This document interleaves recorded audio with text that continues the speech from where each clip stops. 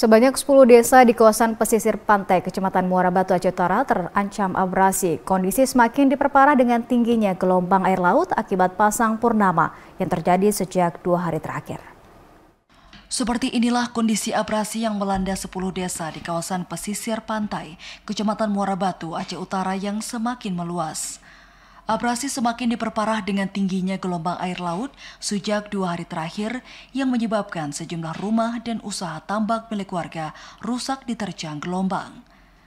10 desa yang terdampak abrasi diantaranya Desa Tanuh Ano, Cot Serani, Dakota, Cotrung, Menasah Arun, Ule Madun, dan Desa Bungka.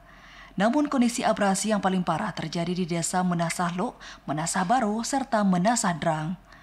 Pengurus Forum Kecik Muara Batu, Fajri, mengatakan abrasi di pesisir pantai ini sudah terjadi sejak 10 tahun terakhir, namun diperparah dengan tingginya gelombang akibat pasang purnama. Bahkan menurutnya saat ini antara bibir pantai dan daratan tidak lagi berjarak. Yang paling parah ya seperti Melasah Baru dan Melasah Rang, itu yang paling parah. Yang memang dampak langsung dengan masyarakat yang tinggal di pinggir ini. Nah, yang lain kebetulan tidak terlalu nampak dikarenakan cuma kebun.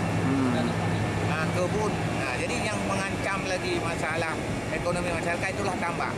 Yang hampir di sini yang tak 4, di Melasah 6, itulah yang terjadi bibit-bibit itu sudah lepas dari akibat ini.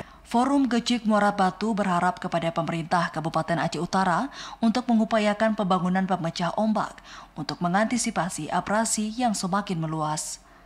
Dari Aceh Utara, Fajar Sidik, TVRI melaporkan.